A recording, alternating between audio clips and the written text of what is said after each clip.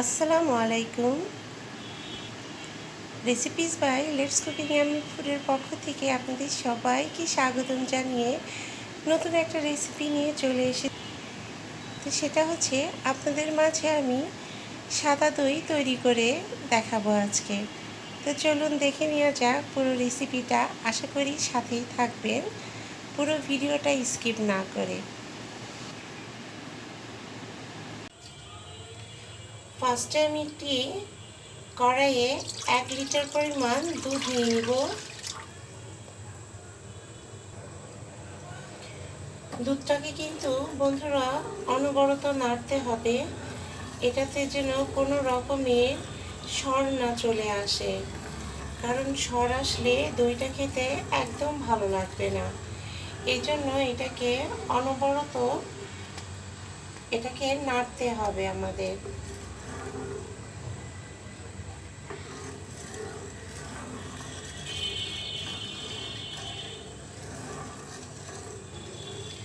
দেখবেন দোকানের যতই দই খান না কেন, বাসার দইটা যদি সুন্দর হয় তাহলে সেটা খেতে কিন্তু বেশি মজা হয়।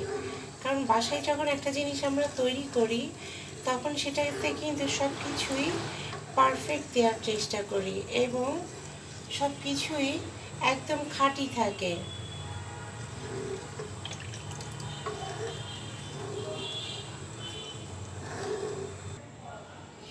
এখানে কিন্তু আমি টক দইটাকে পানি ঝরানোর জন্য একটা স্ট্রেনারে রেখে দিয়েছি, কারণ কোনোভাবেই যেন টক দইয়ে যে বীজটা আমরা ব্যবহার করব ওটাতে যেন কোনো প্রকারে পানি না থাকে। এখানে আমি 150 গ্রাম মতো টক দই নিয়ে নিয়েছি। সো বন্ধুরা, এখন আমি ছানাটাকে খুব ভালো করে ফেটিয়ে নিব ততক্ষণ পর্যন্ত যতক্ষণ এর টেক্সচারটা একদম মিহি না হয়ে যায়। খুব সুন্দর করে কিন্তু এই টক দইটাকে ফেটিয়ে নিতে হবে। দেখুন বন্ধুরা, আমি সেম প্রসেসে কিন্তু মিষ্টির দইটাকেও পানি ঝরানোর জন্য রেখে দিয়েছি, যাতে কোনো প্রকারের পানি যাতে না থাকে, কারণ পানি থাকলে দইটা একদমই ভালো হবে না। এই জন্য একটা স্ট্রেনারে আমি পানিটাকে ঝরিয়ে নিচ্ছি। দেখুন বন্ধুরা, আমার খুব সুন্দরভাবে এটাকে ফেটিয়ে নেওয়া হয়ে গিয়েছে। এখন আমি সেম প্রসেসে মিষ্টি দইটাকেও এইভাবেই ভালো করে এটাকে ফেটিয়ে নেব।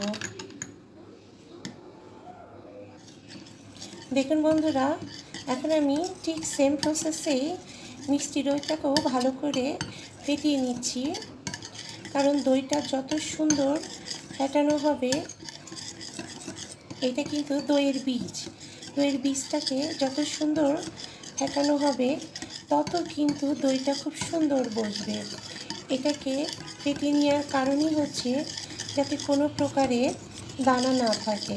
এই জন্য চেষ্টা করবেন খুব সুন্দরভাবে এইভাবে ঘুরিয়ে ঘুরিয়ে দইটাকে ফেটিয়ে নেওয়ার।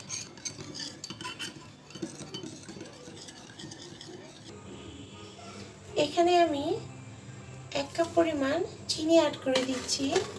চিনিটা কিন্তু আপনারা যে যার টেস্ট অনুযায়ী অ্যাড করবেন, কিন্তু খুব বেশি মিষ্টি হলে কিন্তু খুব একটা ভালো লাগে না। এই জন্য চিনিটা এই পরিমাণেই দেবেন। এখানে আমার 1 লিটার পরিমাণ দুধ আছে, এই জন্য এখানে আমি প্রায় 150 গ্রাম চিনি অ্যাড করে দিলাম।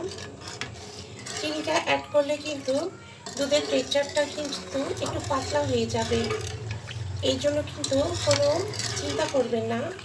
আবার দুধটা কিন্তু একটু জাল দিলেই ঠিক হয়ে যাবে। দেখুন বন্ধুরা, আপনারাই দেখুন দুধটা আমার প্রায় ঘন হয়ে গিয়েছে এবং অনেকখানি কমেও গিয়েছে, কিন্তু দুধটাকে কিন্তু একদম রেস্টে রাখা যাবে না, তাহলে কিন্তু দইটা একদম ভালো হবে না। দোকানের মতো দই করতে গেলে সেম প্রসেসগুলোকে ফলো করবেন, তাহলে একদম দোকানের মতো দই হবে।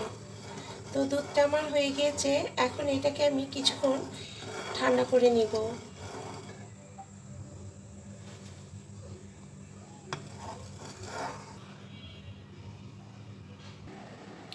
দেখুন বন্ধুরা, এখন আমি দুধটাকে কিন্তু ঠান্ডা করার জন্য অনবরত নেড়ে নিচ্ছি, যাতে দুধটা কিন্তু এইভাবেই দইয়ের বীজের সাথে মিশানো যাবে না, তাহলে কিন্তু দুধটা ফেটে যাওয়ার সম্ভাবনা থাকবে। এই জন্য এটাকে আমি এইভাবে নেড়ে ঠান্ডা করে নিচ্ছি।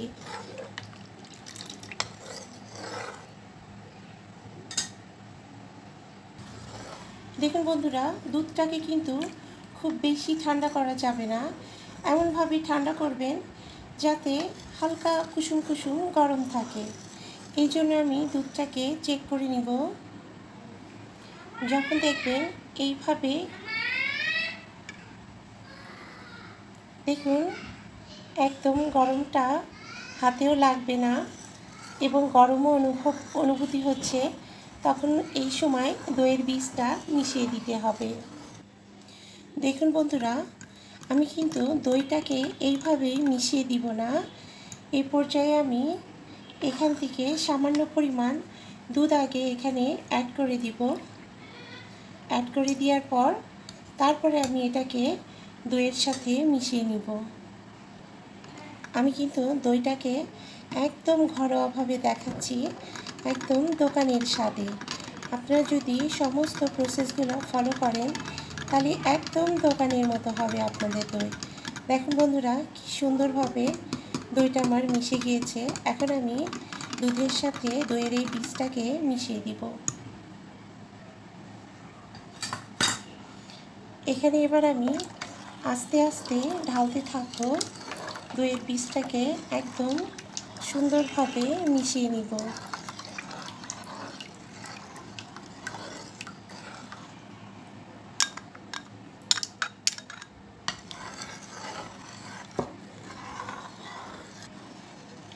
ঠিক দেখুন বন্ধুরা, সেম প্রসেসে আমি এই মিষ্টি দইয়ের মধ্যেও একটু দুধটাকে মিশিয়ে দিব, দিয়ে এটাকে ভালো করে মিশিয়ে নিব।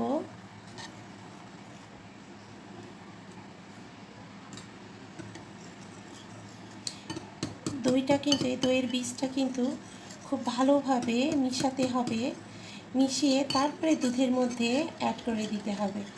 দেখুন বন্ধুরা, কত সুন্দরভাবে আমার এটা একদম দুধের সাথে মিশে গেল, তাহলে কোনো প্রকারে দুধটা ফেটে যাওয়ার সম্ভাবনা থাকবে না। দেখুন বন্ধুরা, এই মিষ্টি দইটাকেও এবার আমি এই দুধের মধ্যে ভালো করে মিশিয়ে দিচ্ছি, দিয়ে এটাকে ভালো করে নেড়ে চেড়ে অ্যাড করে নিব।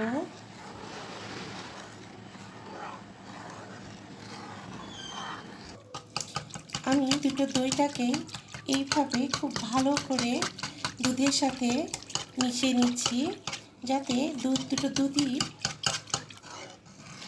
দইয়ের বীজই যেন খুব সুন্দরভাবে এই দুধের সাথে মিশে যায়। দেখেন বন্ধুরা, খুব সুন্দরভাবে কিন্তু আমার মিশে গিয়েছে। এখন আমি একটি পাত্রে এই দুধটাকে বসাবো।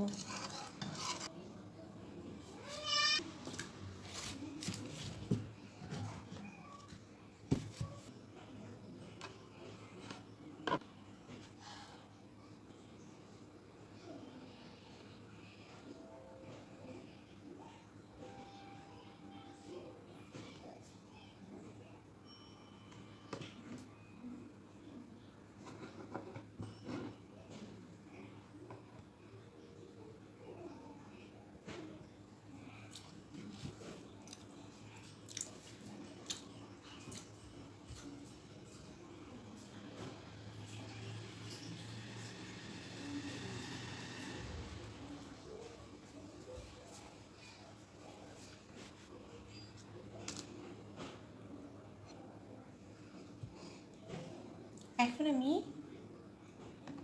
দইয়ের মিশ্রণটাকে ঢেলে দিব।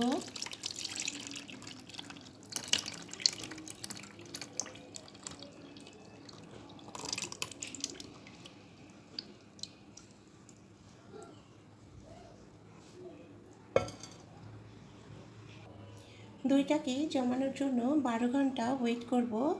12 ঘন্টা পর আবার ফিরে আসব। এই ঢাকনা দিয়ে আমি ঢেকে দিচ্ছি ভালোভাবে, যাতে দইটা একদম কভার হয়ে যায়। সো বন্ধুরা, 12 ঘন্টা পর আবার চলে আসব।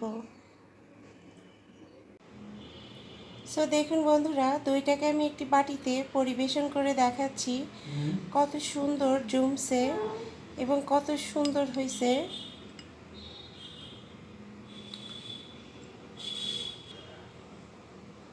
তো রেসিপিটা ভালো লাগলে অবশ্যই লাইক করবেন, সাবস্ক্রাইব করবেন এবং অবশ্যই বেশি বেশি করে শেয়ার করে দিবেন।